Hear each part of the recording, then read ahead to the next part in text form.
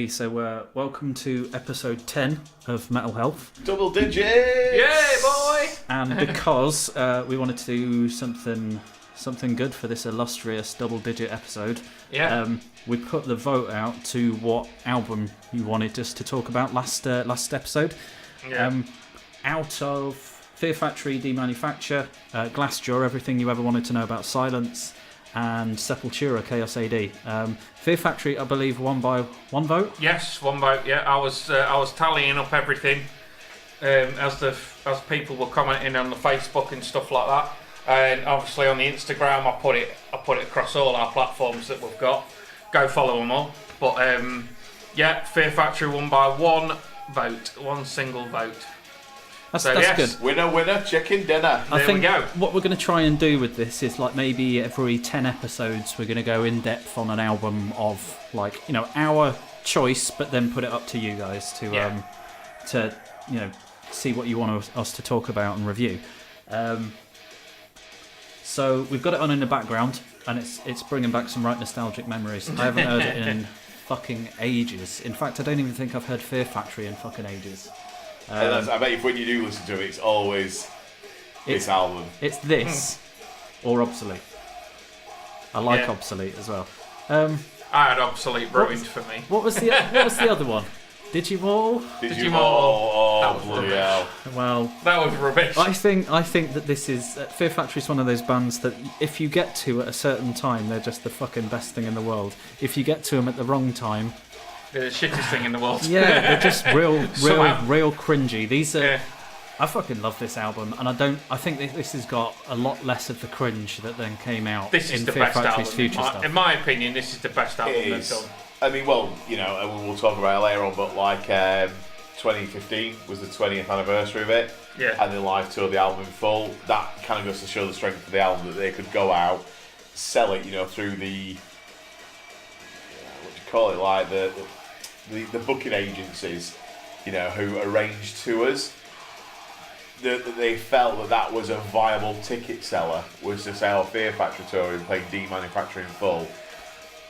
That tells you the strength of the album. I like to see it in like two characters where someone's like Fear Factory and they go, and they say they're doing Demanufacture and they go, sold! Holy fuck. Yeah, I'm there. Get me a ticket. Yeah, that's it. And I think that's kind of what the memory of this album brings to a lot of people, because this was like some of the fucking heaviest shit that I'd ever been into when I was of age to listen to this. When is it? 95? So 95 is when it's released. Was it? 95. Was it 95? I thought it was earlier.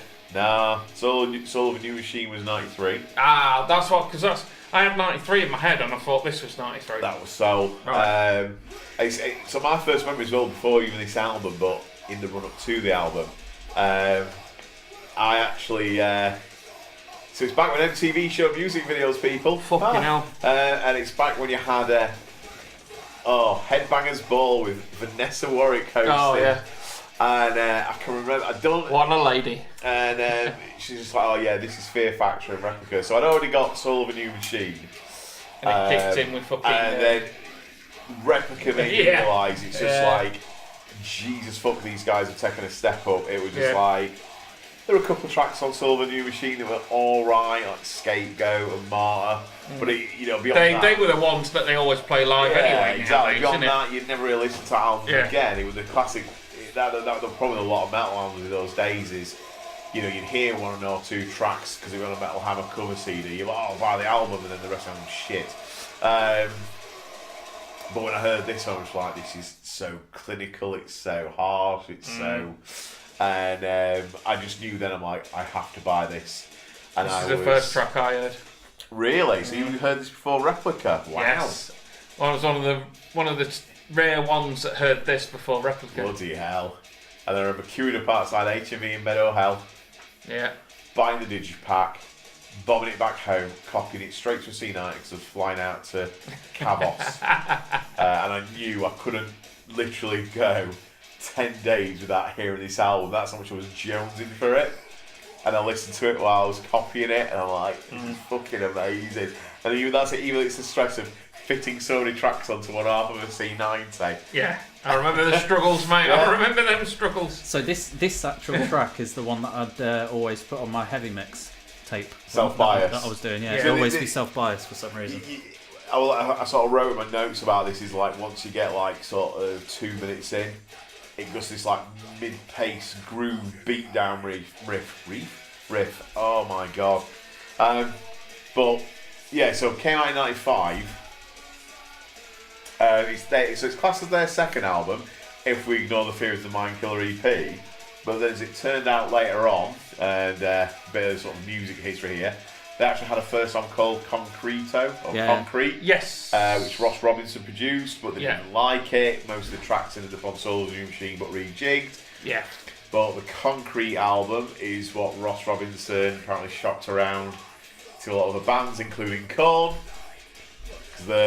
So the story goes, and you kind of do see the similarity that the riff for Blind is the riff from either Martyr or Scapegoat, one of the two, and you're like, yeah, they are very fucking similar. I see where that come from. But I remember at the time, so this is when I'd kind of gone beyond my Metallica Megadeth Slayer thing, and as you three guys know, and now all the listeners will know, as a kind of music nerd sort of kind of thing, I have got a proper fucking hard on for Colin Richardson, the producer. You're not the first person I've heard say that. So, and this is the middle. It's the end album of his perfect run, or his trifecta of heavy albums. So he produced Heartwork, Carcass's Hard Work, '93. Yeah, solid album. Machine Head's Burn My Eyes, '94. Another one. And then this in '95. 3 albums that sound nothing like each other from a production point of view. And yet, you look at other metal producers, I'll mention Ross Robinson, initially, I know later on he will do other bands that weren't as metal-y. Yeah. And he didn't do that kind of muddy bass and drum tone. But initially, every band that he did sounded like Korn. Yeah. And we'll not get into a certain Brazilian band because then we'll go way off topic. But I can remember reading an interview with David Townsend and how bands approached him because he was a producer and he would do stuff cheaper than Andy Sneap. But they would just say, I want you to give us the Andy Sneap sound. And to be fair, a lot of Andy Sneap produced records sound very similar. Yeah. There's an Andy Sneap tone. So when Andy Sneap produces Arch Enemy, or if he produces Exodus, the drums and the guitar sound very similar. Even though Arch Enemy, Melodeath, Exodus, Thrash, realistically, they're two quite different subgenres. Yeah. And yet he gives them very similar drum and guitar tones. There's a couple of other producers as well that have sort of like Garth and Nick Raskulinets, however you pronounce his surname. Yeah. He seems to go for very similar sounding stuff. Brendan O'Brien is probably the closest to Colin Richardson in that he does different sounding shit. Like Pearl Jam's Versus sounds nothing like Crack the Skies, and the guitars and the drums don't. No. But that's why I've always had a Jonesy thing. And then jumping forward, 1995, 2003, so 8 years. Chimera's Impossibility of Reason. I fucking knew you were going to mention that. Even though it's got synths and crazy ass drums, and Mark Hunter admits he was a big Fear Factory fan, Impossibility of Reason sounds nothing like Demanufacture. No. That's 4 albums produced by Colin Richardson that sound nothing like each other. So that's one of my takeaways is this guy can do no wrong. Colin, if you're listening, I fucking love your shit. And I've met him one time and I've beers with him. I know you have your show off beers. Was that with Chimera? Yeah. Yeah. It's when it was in, when we was in Steady Heights of Louth. Leaving Chimera straight while the recording. I got a phone call saying that fucking Colin Richardson was in the pub. And a fucking hell of a lot of us fucking hightailed it down there, and lo and behold, there was three members of Chimera in there as well with him. But mention the whole Korn thing as well. Didn't Dale get something signed, or was it Scott? No, it's Dale. Yeah. I think it was his Machine Head album. Yeah, I think he got That's why I would have taken all my fucking inserts and things like that. Yeah. Going back to Fear Factory and the Korn thing, one thing I found interesting, and it's kind of more to do with Korn, but I think Fear Factory, it's interesting because Dino, he sort of said something about it. Korn got so much shit when they came out in '96 and like solos. So all your trad metal fans were like, "Oh, you fucking suck. You can't play solos. It fucking sucks." No one ever gave Fear Factory shit for no solos. And in fact, once there was an interview in Kerrang where Dino said, "We don't put solos in our songs, but no one's ever given a shit for it," which kind of goes to show, as much as Pete and Metal so or not, that there is a degree of elitism. So I don't think it's about the fact that Korn didn't play solos.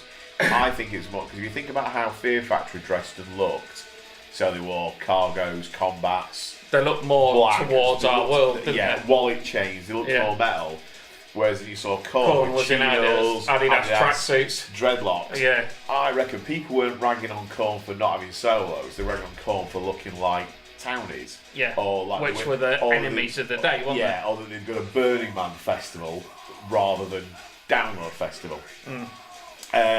Another thing, we were talking about festivals back in episode 2, was it? Yeah, I think so. So, again, for you people who only ever stream, and Luke and Terry will back me up on this, this was, and this is not a criticism, this is a positive thing, but this was a typical Roadrunner release of the mid-90s.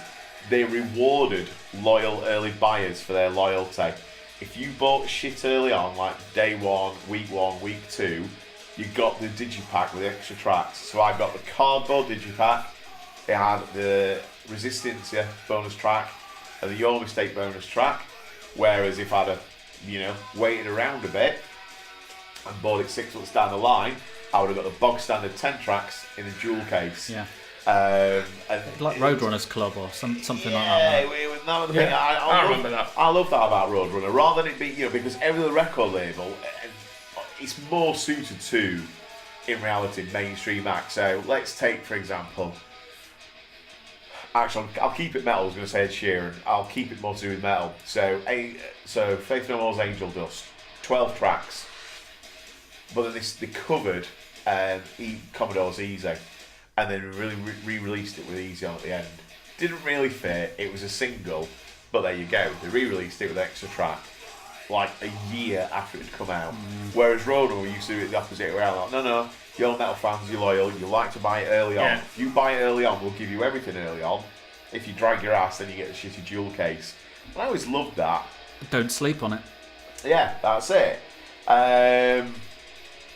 I used to love having a digipack. It's something fucking special. Yeah. Like, I know obviously it's a thing in the past now, but I love it when you used to have it and fold it out. If you fold it out, it's like your mate had the fucking jewel case, and you was like, "Yeah, mate, fucking check this shit out," and it fucking folded out. There was fucking pop-ups or. You know what I mean? Like a fucking pirate map or something. yeah. It was fucking like, yeah, man, look at this shit. My best digipack ever was Machine Head's second album, More Things Change. Did you get the fucking stencils and shit with that? Not the stencils, but they did a first day buyer stamp at independent record shops. Now, I was working at Game at the time, couldn't get the Monday off. And all it was literally a big press, like imagine a wax seal from Game of Thrones. So it was like a clamp or a vice, and they just squeeze it really hard.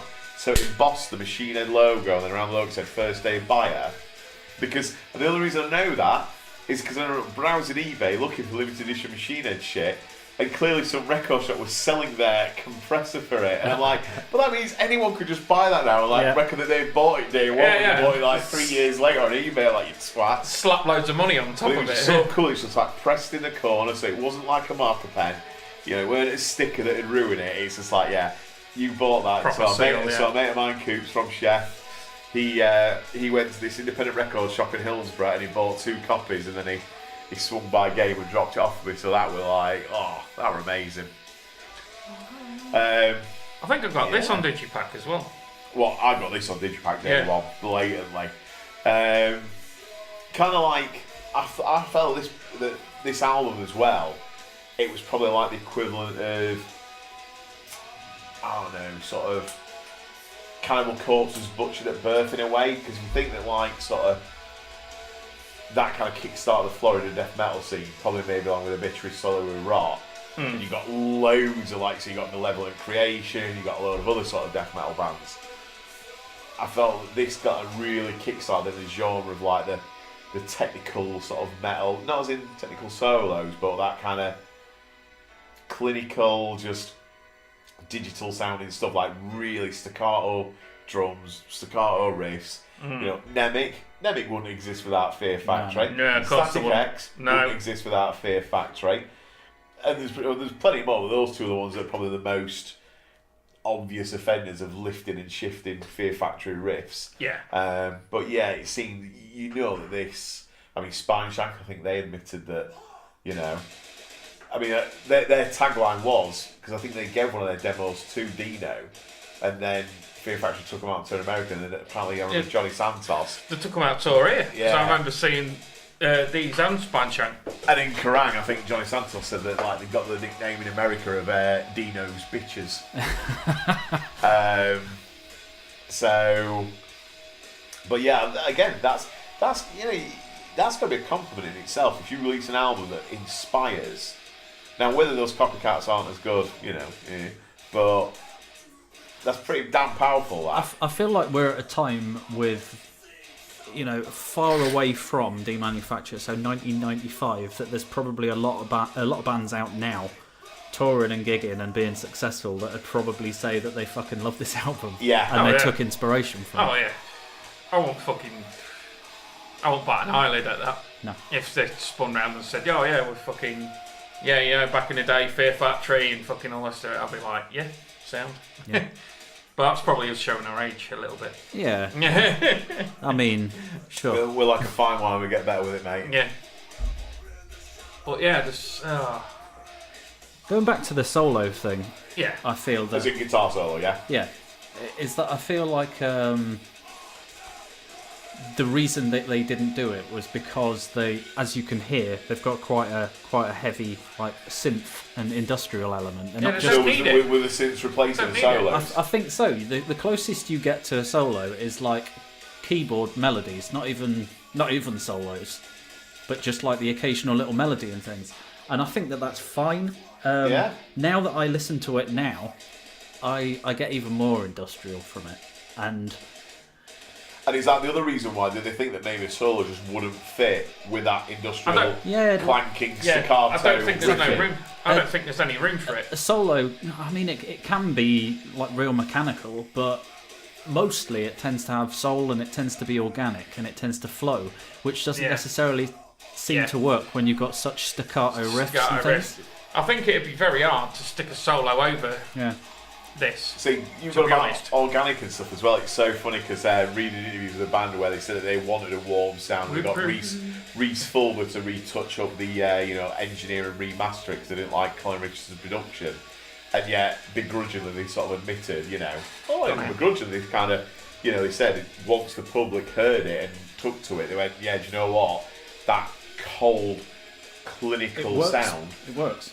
Colin that's what it is. It's like a fucking cold slab, isn't it? Yeah, they're talking about robots and shit and the depth of lots of humanity, then you don't want it to be warm. Like that scene in Terminator where everything's fucking devastated and the Terminators are fucking walking across. Exactly. You know what I mean? That's what picture it sets. Sampled some of that kind of music and stuff from there, and it fits. There's a lot of Terminator references, I think, with not necessarily just with this album, but with Fear Factory's whole overall arc. Oh yeah. That everything, it's all everything about a dystopian, you should see the dystopian mechanical future, and I mean, I always loved the album art for this as well. I thought that was beautiful. Like, I wanted that tattooed on me on my back. I think it's only because I think everyone did. I think everyone, if you grew up in mid-90s, you're like, I am going to get Demanufacture on my back. I think because I read left to right though, I would have flipped the image.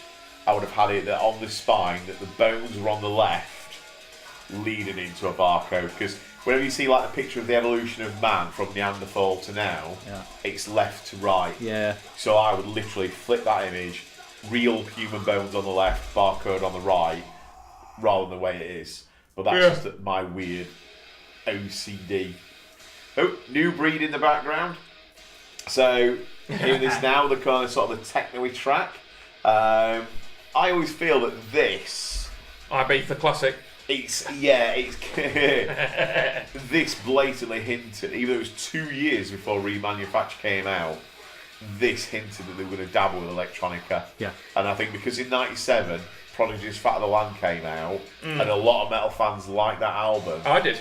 I did. And I think that was it, because that came out like sort of March, April. and I don't think Remanufacture came out until the summer. And because the songs existed, they were remixed. I think, you know, the band and Roadrunner Records were like, you know what, we could do something in 2-3 months. We'll wang these tracks, several artists, right? Put it over some loops and some beats, wallet. Because I don't think any great care and attention went into Remanufacture. Yeah. I mean, I bought it. I bought it. I didn't like it. It's not like it was my favourite Fear Factory album that I owned right then. It was probably the least one that I was likely to listen to. And I mean, I get it. It does almost have an electronic feel. So why wouldn't you try something like this? But I think that they clearly didn't go in that direction. So maybe it wasn't their thing either. No, which is like. I mean, I guess it's better to do that and just remix some of your already at least they took done a risk, tracks. They took a hit. Yeah. But I mean, that's it. It was. So if you think early 90s, you got rock and rap. There was definitely a major flirtation, sort of 96, 97 through to 99, with rock and dance. Yeah, the yeah. Spawn soundtrack, because Yeah. someone had seen the Judgment Night soundtrack, which was rap and metal, and said, "Oh, we should do that again, but be like metal and dance." Who was it? And it had like Dust Brothers Slayer and and stuff. Atari Teenage Riot and Dust Brothers I and someone remember that. else. Yeah. But that soundtrack were awful. It was nowhere near. Yeah. It was nowhere near as good as Judgment Night, and that's why I think the metal and dance was way shorter lived than the rock and rap, which pretty much became a new metal genre. So But here we are, yet still with fucking corn and dubstep. yeah. Hey, at least they keep evolving. Yeah. It's my thing. Yeah. They keep evolving. They keep pushing themselves into new territory. Yeah. Yeah. Well, yeah. Who would have thought, right? When you first heard the first Korn album, they'd be about today. True. You know. I would have put money thought on they like would have 3 been albums or something like Yeah, that. Burnout after 3. Yeah. Well, no, they keep evolving, and I think that's one of the things that keeps them fresh, so to speak. It's like they do keep pushing themselves, so they keep going into new territory. But anyway, that's a Korn thing. Yeah, We need to be speaking about we Fear can talk Factory. about evolution actually. Yeah. I mean, obviously we were just talking about this one album, but I can remember reading an interview with Christian Wolbers. It was quite a candid interview where he was just a high gun, basically. He was wasn't he? disappointed at the fact that Machine Head were a way bigger level of success than Fear Factory. Because if we'd have made better decisions, if we'd not split up, we could be getting on these big Ozfest tours. We could be doing this, and I'm thinking, but could you? Because the Blackening sounds nothing like Burn My Eyes, whereas a lot of Fear Factory albums sound very similar. Yeah. And none are ever going to clear the bar of Demanufacture. No. So None of them do, to my ears, to be honest. This is their magnum opus. I can still basically. re-listen to this album. Yeah. Well, and will you go back to any of the other albums? No. Yeah, we can. The only other track I would get, in fact, I hate this track, by the I'll way, narrow it people. down to where there's one track I can't stand it. out of this Well, album too that I bad. listen to on any regularity, Yeah. and that's Cyber Waste from Archetype. That's Right. the one other track that I love, and I hate the fact that if they You didn't play like live, Lynchpin? no. Well, I did at the time. I don't anymore. And I really hate the fact that because Cyber Waste was recorded when Dino wasn't in the band, Yeah. when it was Old Wolbers on guitar and Yeah. Byron Stroud on bass. Whenever Fear Factory play live now with Dino on guitar, they never fucking play Cyber Waste. And I think that's literally Dino's ego going, well, I didn't write that song, so fuck it, I'm not going to play it. Yeah. It's Yeah. like, oh, don't be a bitch, that's a really good song. Just fucking swallow your pride, man. We're here to see the band, Yeah. not you. It's the band, that's a killer riff, fucking play that track. So we are going to take a break and play one of the tracks. Would you reckon we should stick here? I would go for, purely because it's probably the standout one for me now, and we'll talk about all the tracks after the break, Body Hammer. Okay, cool. Okay. So here comes Body Hammer. We'll be back with more visions of Demanufacture through our eyes.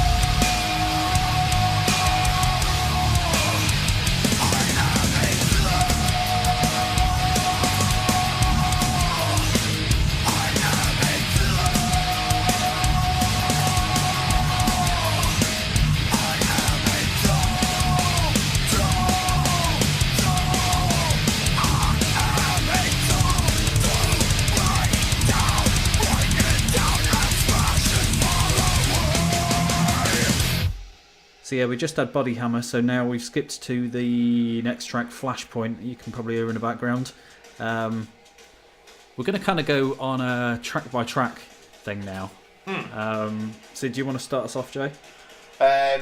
So opening track is actually the title track, isn't it? The album, Demanufacture. I think it does its job. I think it sets out its stall. It's not the greatest track on the album. It's not the best track, but I think it's kind of going, this is what this album's going to be like. You know, you might have heard Soul of a New Machine. This is going to be something totally different. Yeah. So yeah, I agree with Terry. Not the best, but I think it's kind of there to kind of set up. Isn't it very much like that first track of Surruption, where it's like, this is what we do? Yeah. That's it. It's kind of, this is what it's going to be like. And maybe they even knew that they had stronger songs, and they're like, Terry's favourite term, which I think is a really good term because it's true for a lot of albums, is front loading. Yeah. And I think they thought, we're not going to put one of the strongest tracks as track one. We're going to let people listen to the album from start to finish. So yeah, you get an intro before the main act, you know. Yeah, that's it. You've got to have the warm up guy. So yeah. Yeah, it's not. I don't know. I like it. It's it does what it says it should. You do get, okay, I'm going to hear more of this later on in the album. Yeah. You know, it does it prevails, but it isn't your standout track, which I kind of like. Now, I reckon this was one that they kind of fucking cobbled together in the studio. What, the title track, you reckon? Yeah. It just doesn't sound, to me, it just doesn't sound like, from the front of the album, the fucking four or five tracks. Yeah. Forget fucking Dog Day Sunrise, because that can go take a shit somewhere else. Terry, come off the fence. I really don't like that track. Tell us how you really feel. I will. Don't worry when it comes to that song. Fuck me. But yeah, and then this just doesn't. For me, it just doesn't live up to them tracks. I think that's come before. Even Dog Day Sunrise, for fuck's sake. I think that, for instance, Demanufacture isn't that great a song because you get better songs straight after, because it goes in Self-Biased Resistor, which is just heavy as fuck, and it's probably classic. It's like one of my favourites on the album. Yeah. And then Zero Signal gives you like a wider approach of what they can do. It makes the first track seem a little unmemorable. Yeah. So that's it. It's doing what it's doing. It's kind of going, this is what we like now, but yeah, not the best. Now, Self-Biased, like you just said, fuck me. Good tune, that is. Now, I like my fast tracks. I love fast tracks, but yeah, I like Self-Bias after 2 minutes in. Yeah. It's done 2 verses, 2 choruses, quite sort of fast actually, and then it's at sort of 2 minutes 1 second, 2 minutes 2 seconds, puts the brakes on a little bit and drops this mid-pace groove, and then it even drops in like a kind of a beat-down riff, which to be honest makes some deathcore bands look tame, and that's a beat-down written in '95. It's probably Fear Factory's equivalent of Domination kind of beat-down riff. Yeah. Like you say, that's a go-to. You know, Self-Bias is a go-to one. Not as overplayed as Replica, but it's up there, I would say.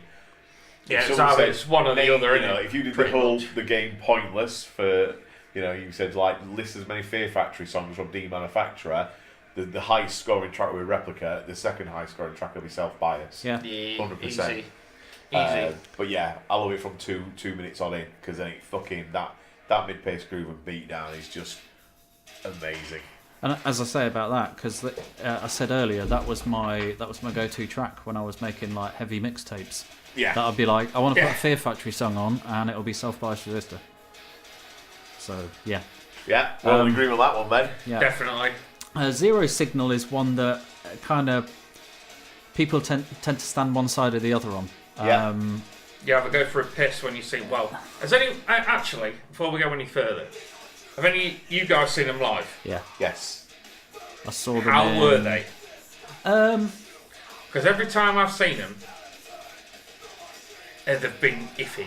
They were great. I saw least. them in Reading 2001, and I've seen them at Ozfest 98. And they were great at Reading.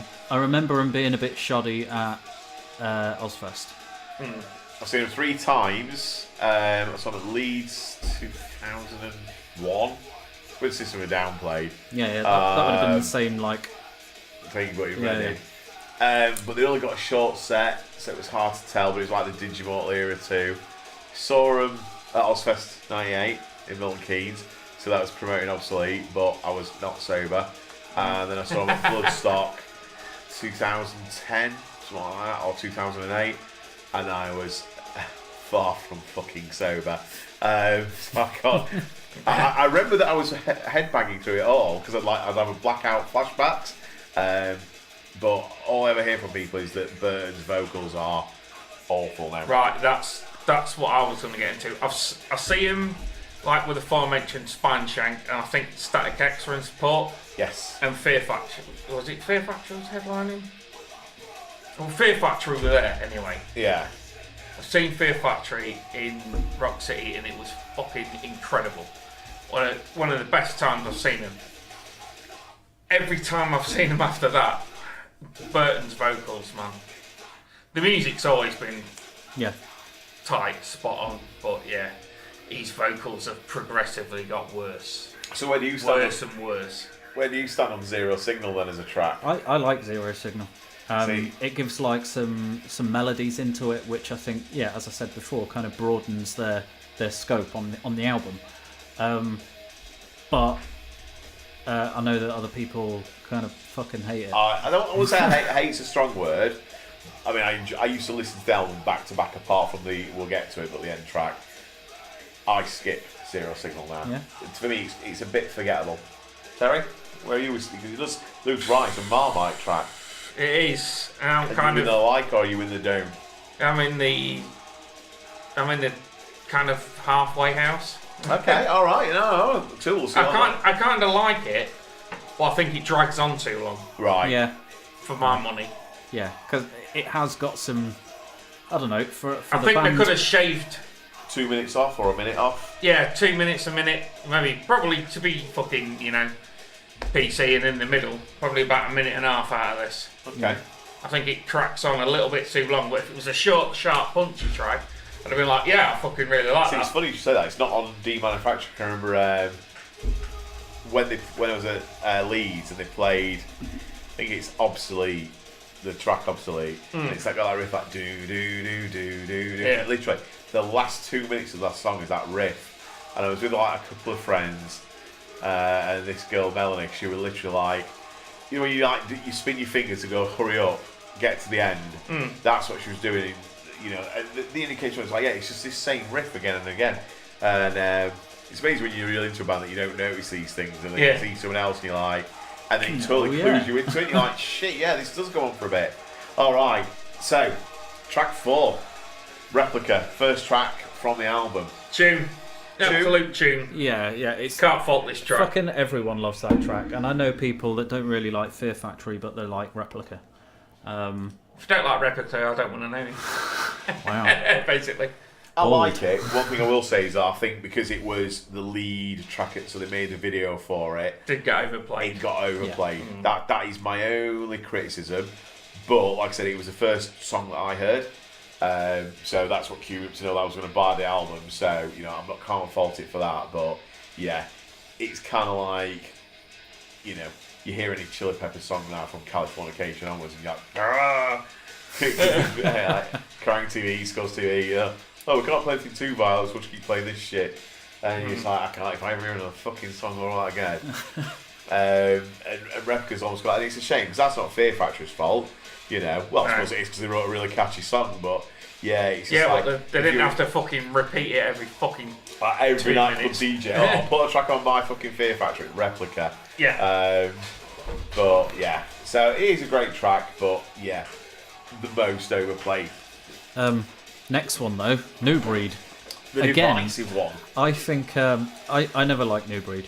No, I wasn't into it. I like New Breed. Yeah, I did. I saw what they were doing, and I think they maybe pushed it too far. I feel like the real fucking electronic dance heavy bass drum of it is it almost.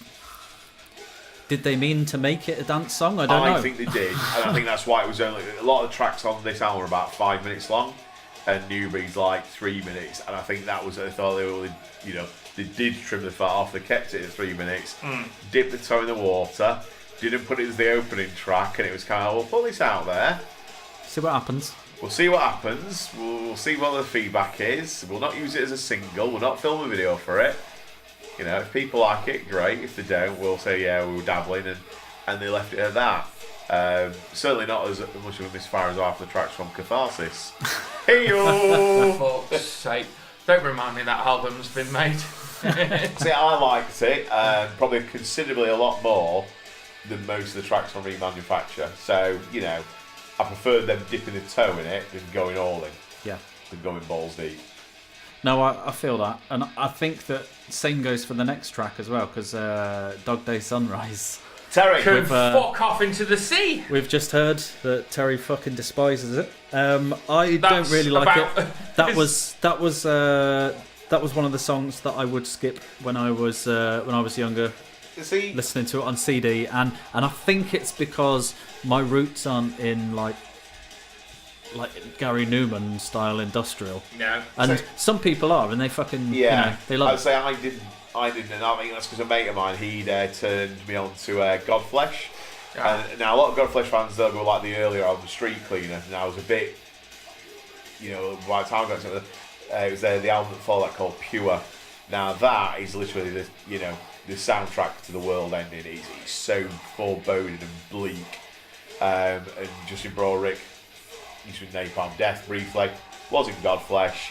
Was in Head of David, which is the Dog Day Sunrise cover. So I think because I listened to Godflesh and it's so much slower than Fear Factory, it's got that industrial clanking kind of vibe. That's why I enjoy Dog Day Sunrise. It's like it's a change of pace, and it's almost like, because it's track 6, it's almost like the halfway point of the album. Like a mid-break, because it's a bit slower, and if you think about the very end track, if we ignore the bonus tracks, it's the halfway mark. I think it'd just be like, you know what, we're going to have to put something in the middle of this, because otherwise people's ears be bleeding. Yeah, it's just like slow it down, let's ease it off a bit, bang. Yeah, interesting.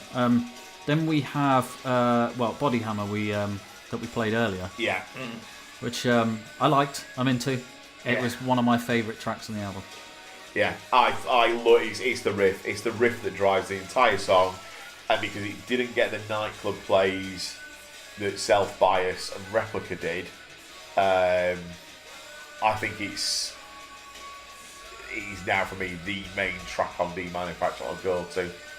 It is without a doubt my favourite. It's just such a, I know it's such a cheesy phrase, but it's such a crushing riff. Yeah, it really is. That and Self Bias. They were my. I want to listen to Demanufacture. I'm just going to throw a song on because I'm like going out in like 5 minutes. Yeah, bang. It would be. Yeah, exactly. Yeah, Body Hammer is amazing. See, I've always liked this track playing in the background now. Christ. We're 3 tracks away from that. Did you see they did a comic book for this? Yes. Did you see it? And it was all. I don't think I've ever seen it. And it's all the fucking lyrics, but it's all done within the characters in the comic book. Yeah, that's cool. So yeah, he's really cool, and it's just like it goes through. As you listen to the album, you can read the comic along with it. Oh, that's good. And it was fucking awesome. Yeah, which is another cool thing about this album that happened. Thanks, limited editions. Yeah. So next one, Flashpoint. Flashpoint was one of those songs that was never really. It's one of. Yeah, that's one of my meh tracks. Yeah. So for me, the opening minute is generic. Definitely. Yeah. If you persevere with it for a minute, then actually everything breaks loose, and it's the opposite of Self Bias, in that it starts off slower, and after a minute it gets faster. Yeah. And it just feels like hell breaking loose. And I actually think if you really sort of listen to that and hear those like speed differences, it's actually a bit of an underrated gem. For me, anyway. But yeah, if you hear the first minute, you'd be like, "What's so special about this track?" Yeah. But if you once you get through that first minute, and it just goes, "Ooh," it's just like it's had another fucking, it's had a bit of nitro in it or something. But maybe it's also because I love Body Hammer so much, so I come from Body Hammer and then didn't necessarily get into Flashpoint. So then I was just like, I don't care. Yeah, it is a tough act to follow Body Hammer. Then we got HK, Hunter Killer, which is a clear reference to Terminator again. Yeah. So there's a few T2 samples throughout the song, throughout the album, but yeah. So and that whole mechanical kind of that's from the soundtrack, and it's just like, yeah. But literally, here we go. We will call the song after the automated flying death machines.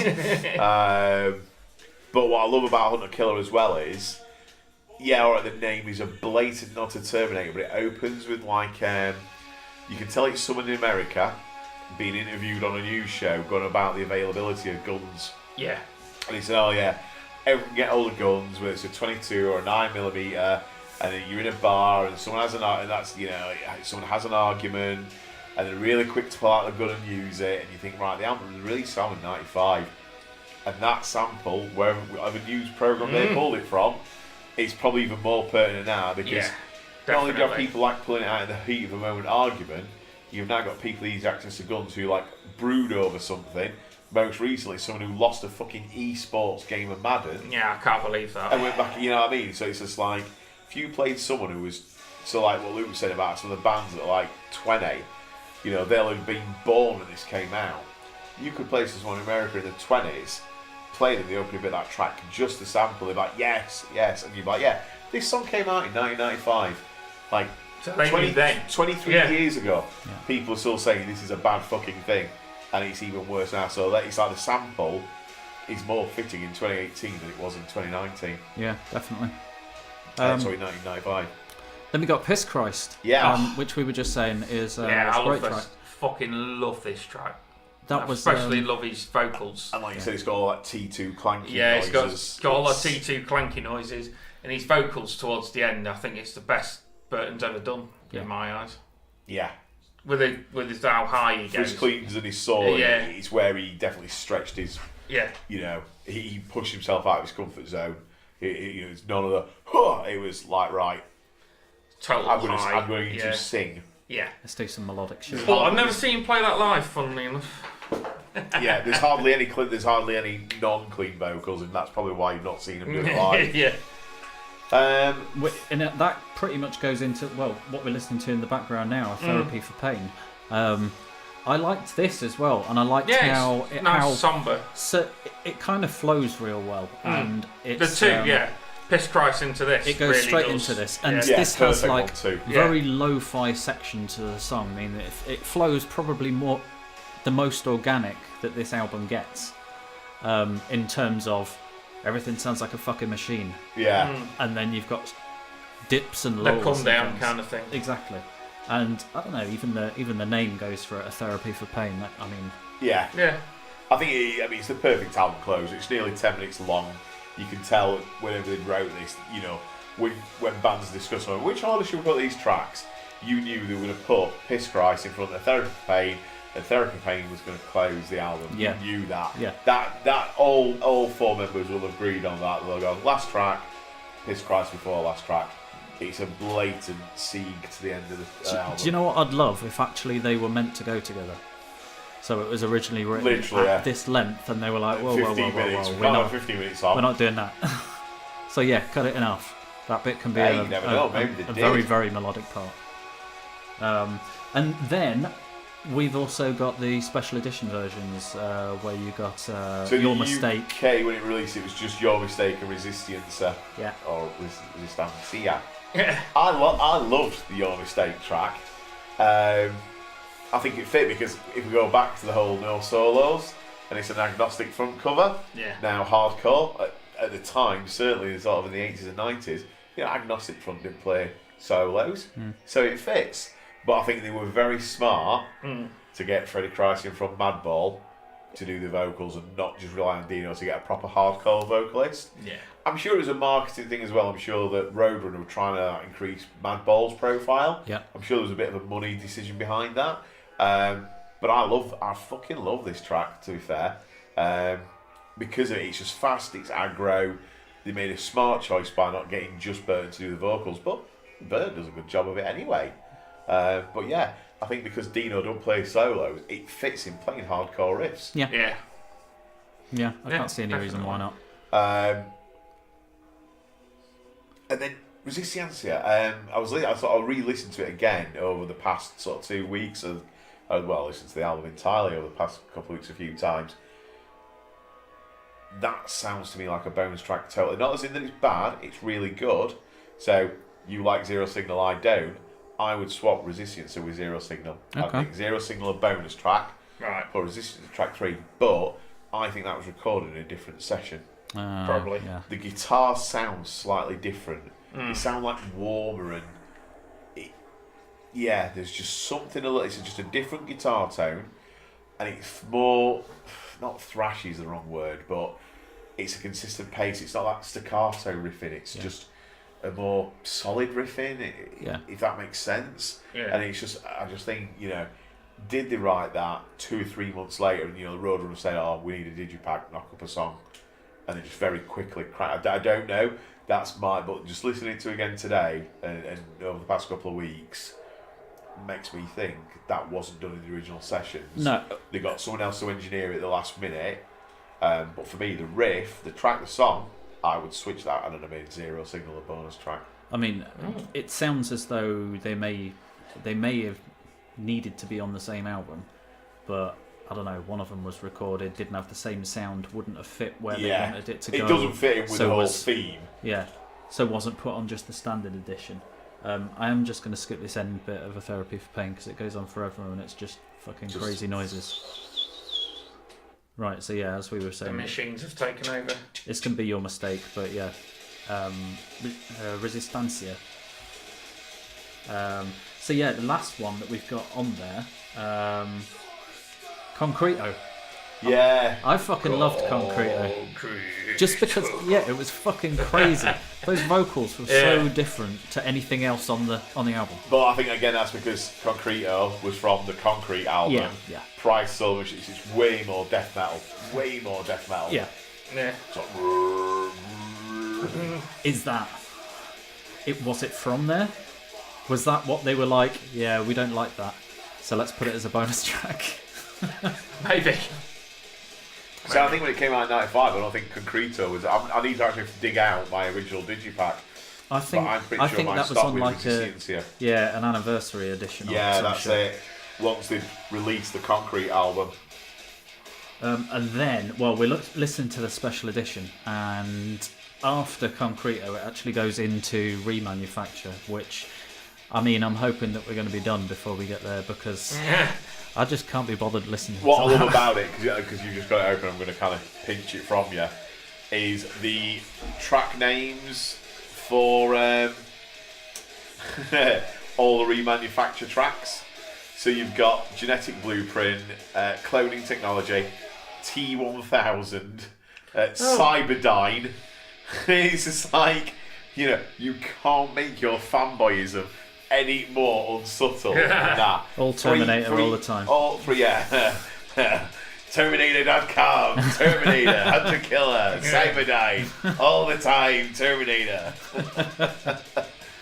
I mean, shit, you know what I mean? Were they getting kickbacks from James Cameron? Maybe. They went in hard, didn't they? But no, I've never cared for Remanufacture. No. If I'm honest, I'd rather just stick the actual album on. Yeah. So I know I don't want to sound all elitist, but it's never fucking done anything for me. It's a nice little distraction, but yeah. I come to think of it, I don't know whether any kind of remix album's really ever done that to me. I've heard a few, and I'd just rather. I don't know. This is just me. I'd just rather listen to the original. Yeah. I wonder what they sound like. I've never been a big fan of remix. I wonder what they sound like from the other side, though, if you've never actually heard Demanufacture. Yeah, the first you'd heard was Remanufacture. You played Remanufacture like someone just like Prodigy and they probably dig it, to be fair. Pendulum and stuff like that. Yeah. You go, here's this new band record. Would people like that? They go, this is lame.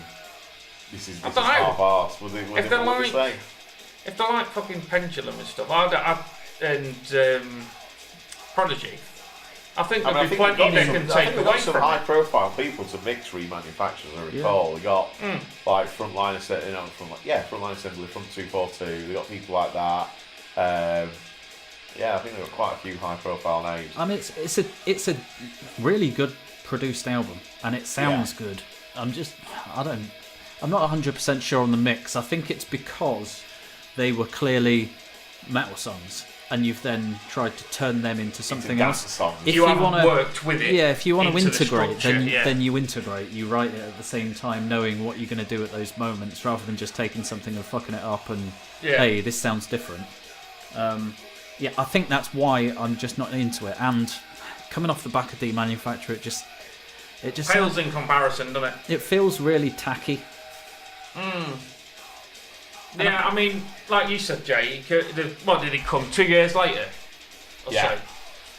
Well, yeah, I was just thinking, 2 years later down the line, and then you've got the remanufacture. It's just like, what's the point? It's still, to me, in that time, because it was 2 years, I was still listening. Yeah. To Demanufacture. Yeah, so right. It was still in my loop. So I was just like, when that came out, I was like, I've got no interest in that album. No. Still got the original. I've got all what I need here in my hands. I think that was down to time, like as you were saying earlier, Jay, that you had like Fat of the Land come out that year and things. Yeah. And I think it was just, hey, maybe we can make a little extra on this by trying to cater to the year and what's happening at the moment.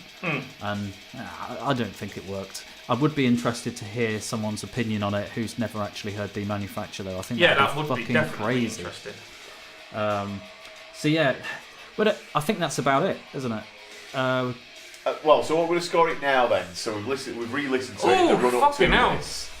Once we knew this had won. See, I'd have it as a classic and probably up there if you had to take so many albums to a desert island kind of scenario. Okay. This? How would you have gauged it when you were younger, when you first heard this? Was this your favourite fucking album for like 2 years? The younger me, it'd have been up in the 9s and the 10s. Yeah, when it came out, it was solid 10. Yeah. I came the hell out of it. Yeah, I would have gone for 9. I listened to it a lot, and I used a lot of its tracks on mixtapes and things.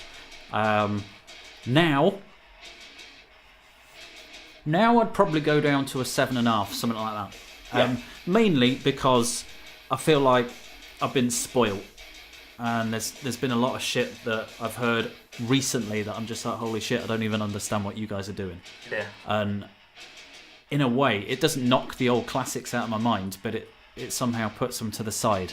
How about you guys? What's your difference? Between 7 or 8 from a solid 10. And I think for me, it's not so much I'm not comparing them to other bands, although you do see bands who are insane in what they do. I think it's me now, 20 odd years on, like we've just done with deconstructing the entire album track by track, and you go back and you go, not quite keen on that one. I could skip that one. And therefore, straight away, if you're saying skip that, maybe skip that. If that's 3 tracks, that's not a perfect album. It's not a perfect album. Whereas, I can say, and have done on a couple of the podcasts, I can listen to Alice in Chains' Dirt from start to finish, and that's older than this by about 4 years, back to back without skipping anything. And it's still a classic. So I think that's why I'm going to shave off a couple of points. But it's still, of its genre, it's certainly up there. When this came out, I just fucking loved it so much. I think it's mainly because I was in a point in my life where I was buying a lot of fucking music. Yeah. And I think I only really got into music when I was like, I don't know, fucking 10 or some shit. I can't remember being into anything before I was into like metal. My first album I bought was like fucking Persistence of Time by Anthrax at a car boot sale. Fucking hell. Yeah. And at the time when this was out, I was just like, holy shit, this is like fucking everything. Because I was like massively into Korn when they first come out. And this was like of the same time, but just like, oh, shit, it's so much heavier. Yeah. Yeah, I'll probably put this around what you guys are saying, 7, 8 So it's dropped nowadays. a couple of points then with us. It's dropped a couple of points, but that's because, obviously from the time when this was released to now, we've heard a lot of fucking music in between. Yeah. There's a lot, like Luke was saying, there's a lot of new stuff that you just fucking like, you don't know what to do with. But yeah, at the time, it was a fucking great album. I love it. Yeah. Absolutely love it. There we go. And still to this day, that's a fucking solid score in any band's fucking repertoire. It's one of those older albums that, oh man, of that generation, there's not many of those albums that I can still listen to. Yeah. I'll go, oh man, you know, I really don't like this anymore. Are you embarrassed with it? Yeah. Internally embarrassed. I'm like, well, God, what was I thinking? But I used to run around with his t-shirt on and fucking singing their praises. Oh, but like, Fear Factory wasn't one of them. I was like, you know what? Fuck you. It was a good album. Yeah. Yeah, it is, and it still is. Yeah. So we've got a new track from the Ocean now, Permian, The Great Dying, which sounds fucking epic. Oh, insane. And to be fair, the Ocean, yeah, they're one of those bands at the minute that I can count on to give me some real fucking crazy prog, and I love it. And I hope I see them live again soon. So yeah, here's Permian, The Great Dying by the Ocean. Ocean for Techfest 2019.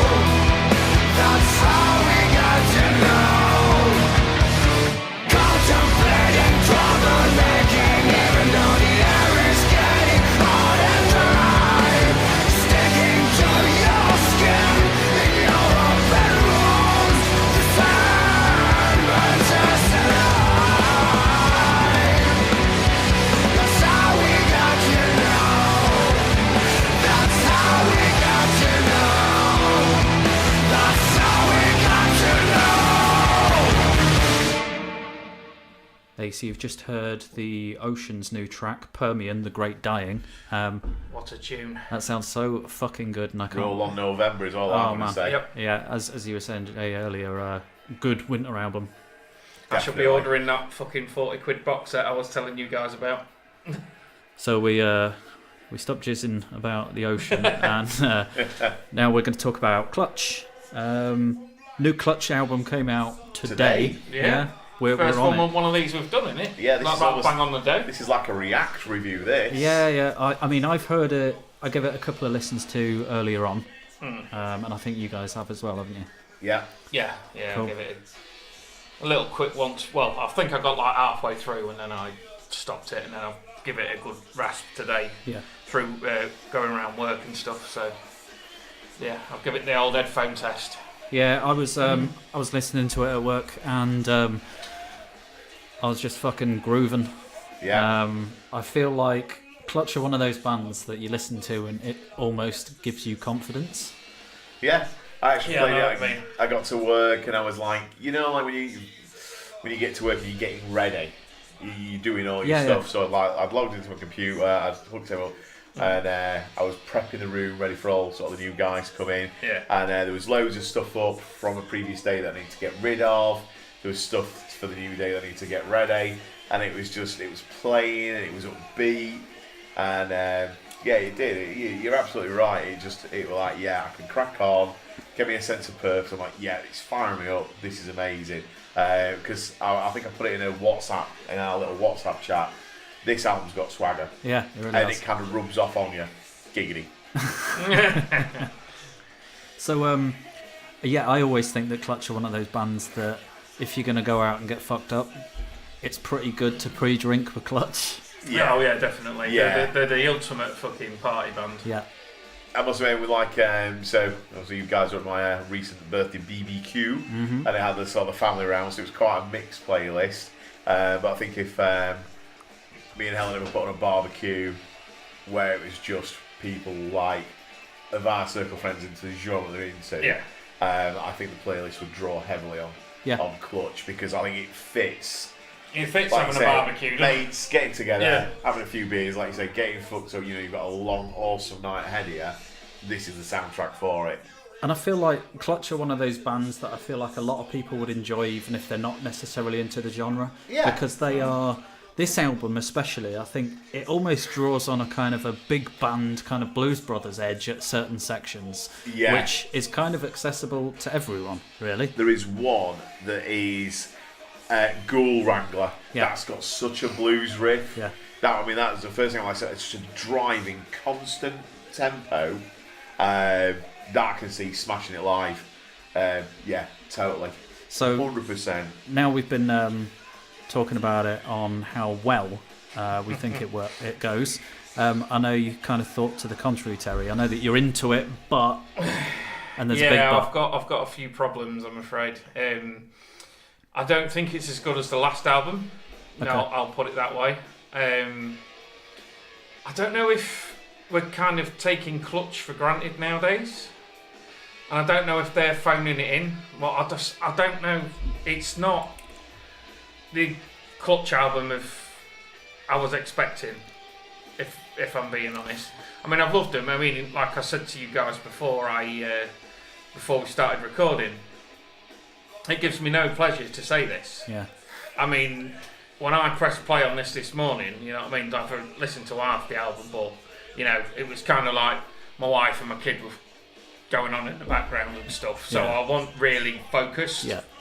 I put it on in the car and I was like, we really wanted to like it, and I was driving. I was just like, that's not done nothing for me.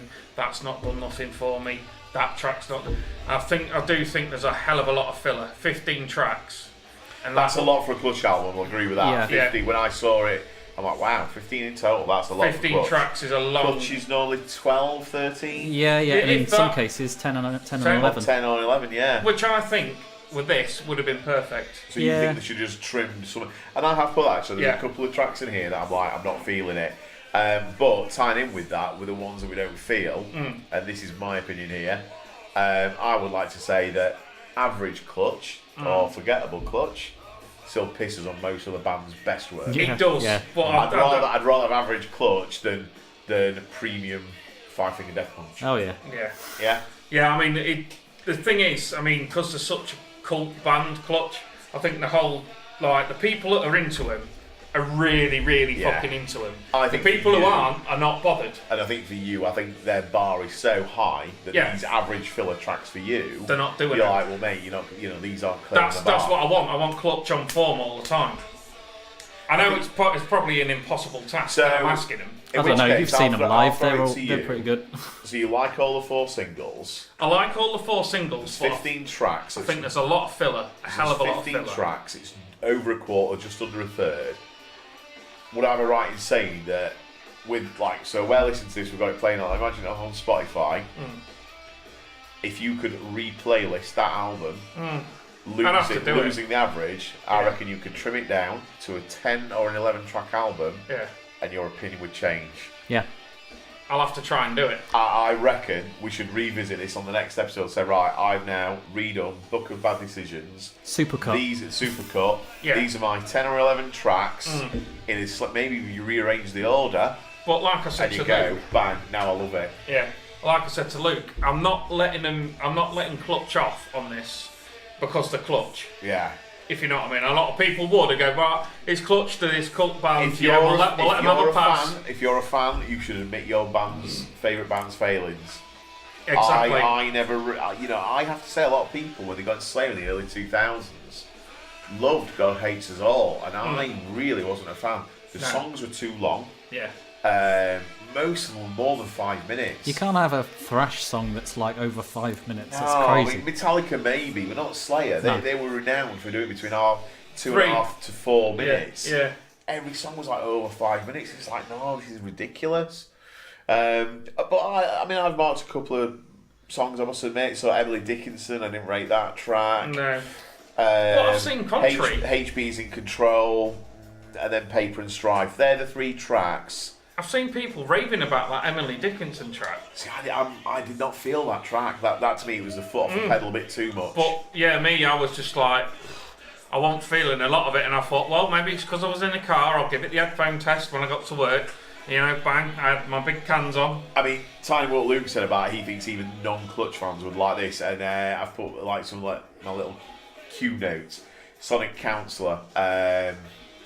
Main riff is a guaranteed head bobber. And that's like, even if you're into Clutch, even if you're not a rock or metal fan, but if you like music, if you're the kind of person who likes the Foos, you like Royal Blood, I think if you heard that riff, if you've got any kind of soul, you'd bob your head. You know what I mean? And you might go, wow, fucking hell, I've picked up a new band here. It's that blues element in Clutch that people, I think that's what crosses it over, because they have got that bluesy element to him, haven't they? Yeah, it's infectious. It's like hearing the fucking best pub band that you've ever heard in your life. Yeah, you just like you've gone for a beer and gone, who the fuck are these guys? Yeah. I mean, I think, we talked about on the last podcast, like In Walks Barbarella, it's like the 4th track they released, the last track they released for the album.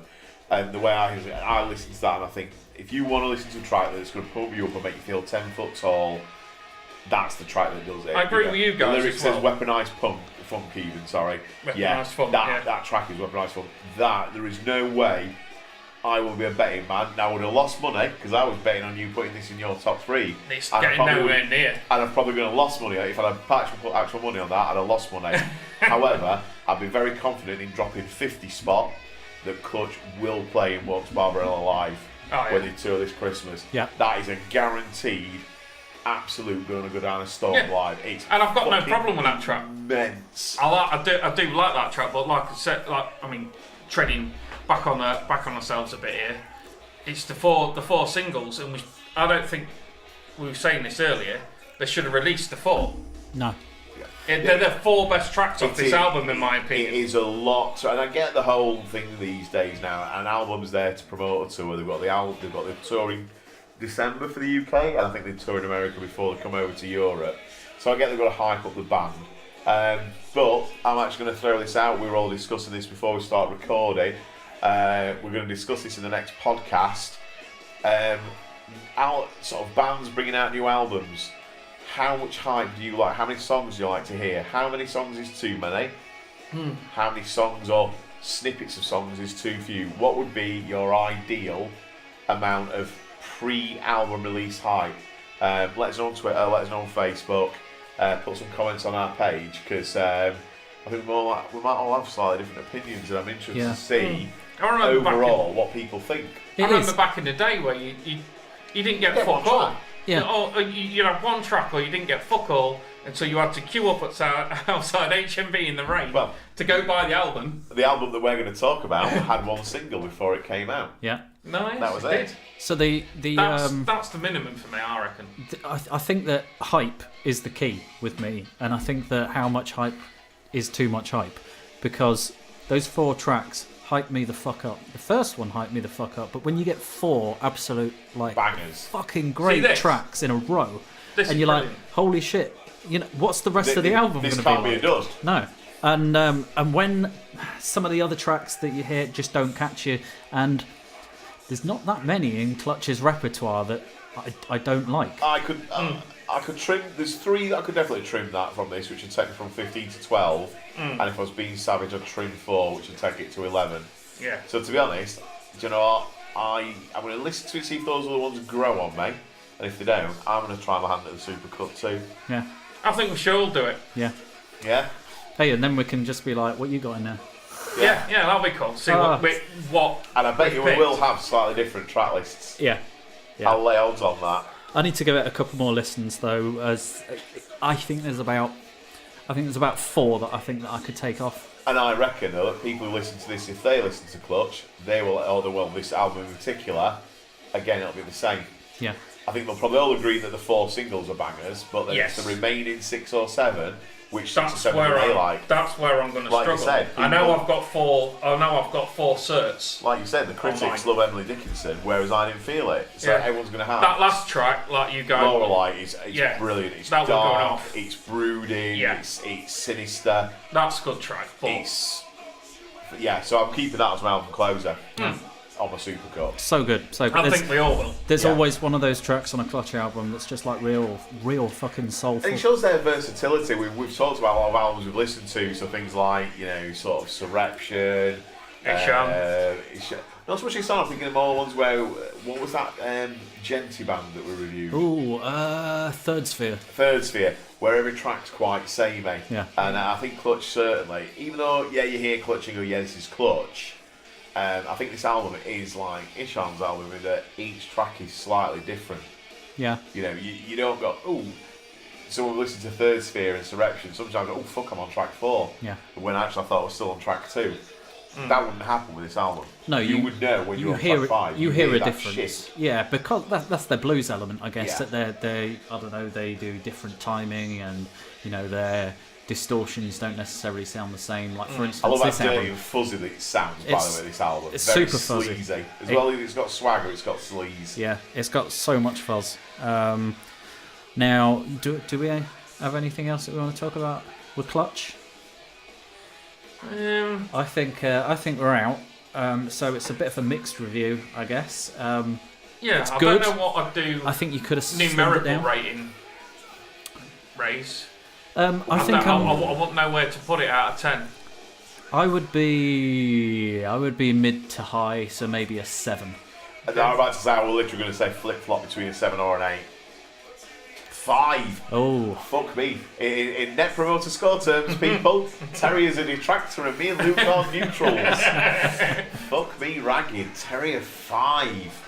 And yeah, exactly. You'd have lost a lot of money tonight. I'd have lost a fucking lot, but that would be a real bet. We would never would have guessed it. We've been like hyping up this album for fucking ages, and indeed, a lot of it is good, but like I say, there's too much that is just meh. Yeah, same here. Like I say, it gives me no great pleasure to say it, but there's a hell of a lot. At least you're honest for that. There's a hell of a lot of filler on this album, and I don't want to let them off. Just because they're clutching and they're a lot of band loyalists will go, this band can do no wrong. Do you think? I think that this is like, it's polar opposite. Is fucking brilliant. It's polar opposite. I've got songs on this album that I would put into a Clutch playlist of my favourite Clutch songs. Yeah. Yeah, definitely. But I've also got ones that I just never listen to again. Yeah. Yeah. Yeah, and that's why I've marked it down so low. I'm like, I don't know if it's just me, I expect a higher bar from Clutch. I'm going to still This just feels a bit. I am going to listen to it in full over this weekend again a couple of times. But over this weekend, I am doing my supercut and sharing it in our WhatsApp group. Yeah. Yeah, we'll all. I think we should all agree that by 5 in the evening on Sunday, we've all come up with a supercut that we share. All right. Yeah. Fair play. And I want to compare now. I want to see what every person's left out. Yeah. That's a good idea. We'll stitch them together and stick them up on social media as well. So yeah, go check it out on the Twitter feed, which is @TwitterPod. Facebook UK group. What else we got? WordPress, so that's metalhealth.co.uk, so it'll go on there. And we've got the Spotify Instagram thing as well, haven't we? Yeah. You can check it out on Spotify. We can put all of our things up in Spotify and see what people think to them. If you follow us on any of those platforms and you see that photo, chuck us over a copy of yours. So yeah, we're going to call it a day on this particular episode. And it's a shorter clutch review than I was expecting, in all honesty. Yeah. Strange. Short review, massive album. Strange. Because I thought we would all be waxing lyrical about this album, but I just can't do it. I think even with a 7 or 8, this might still make my end of year top 10. It's nowhere near mine. As a scraper. Cool. Well, I'll tell you what will be near mine, and strength for that song. It's like that ocean. But we said that we said that Clutch was going to be in your top 3. Don't predict now. You see, that's the thing. Don't predict now, mate. Too much hype. Yeah. Give me the fucking 4 best songs, and of course I'm going to think the rest are great. Nah, it'll be fine. Get off the choo-choo. It'll be fine. I trust the ocean. Well, with that, hopefully, we'll have another ocean track. In fact, no, not hopefully. Don't give me more fucking tracks. One more in October, and that's the lot. You got a double album, just give me 2 songs. Give me 1 off each album, that's it. Don't give me fucking 6 of them or whatever. So we're going to finish this podcast, and we'll be back with you next time. See you later.